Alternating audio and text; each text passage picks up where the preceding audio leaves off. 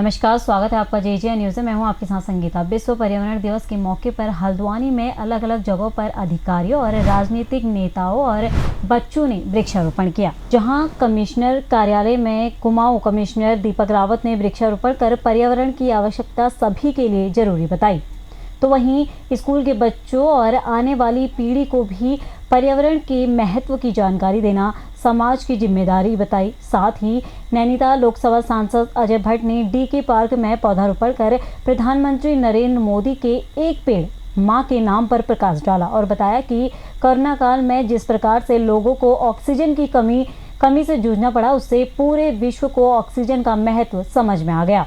तो वहीं विश्व पर्यावरण दिवस पर विश्व के सभी देशों ने पर्यावरण को लेकर चिंता करनी चाहिए। इसके साथ ही शुद्ध और स्वस्थ पर्यावरण की दिशा में प्रधानमंत्री नरेंद्र मोदी ने आह्वान पर देश में हर जगह राजनीतिक, सामाजिक संगठनों और लोगों द्वारा वृक्षारोपण किया जा रहा है, जिससे देश में पर्यावरण में बदलते कार्बन से स्तर को कम करने का प्रयास किया जा रहा है।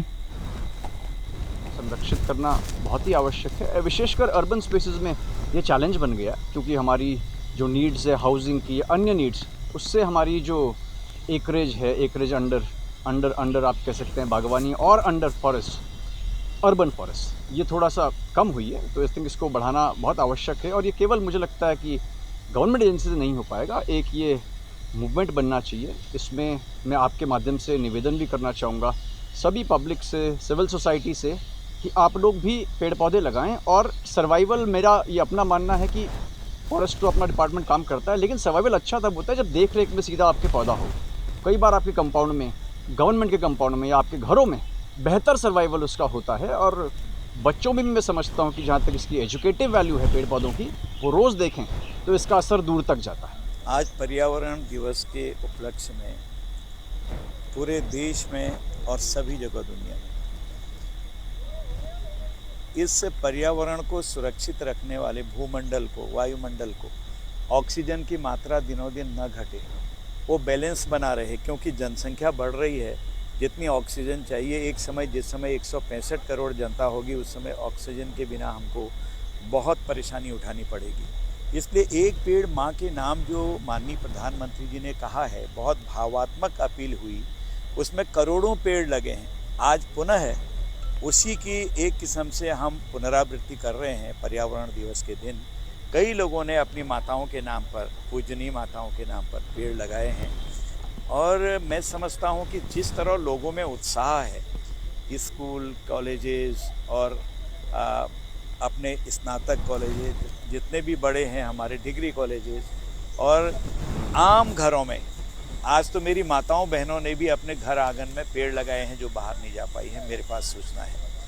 तो इस तरह से हम पर्यावरण को सुरक्षित करने के लिए, जो जीवन के लिए आवश्यक है, बहुत बड़ा प्रयास कर रहे हैं। मोदी जी ने जो एक अपील की थी, उसका असर है। लोग समझने लगे हैं कि कोरोना के दौरान में हमारे लोगों ने जिस कदर हमको छोड़ा, हमको छोड़ के चले गए, वो स्थिति कभी पैदा न हो। हमारे पास वैकल्पिक व्यवस्था भी होनी चाहिए। इसलिए पर्यावरण को हर प्रकार से शुद्ध रखना, ऑक्सीजन का भंडारण करना, ऑक्सीजन को जनरेट करने वाले पेड़ पौधों को और ज़्यादा मात्रा में लगाना, जो CO2 को अपने ऊपर सोख सकें और ऑक्सीजन को दे सकें।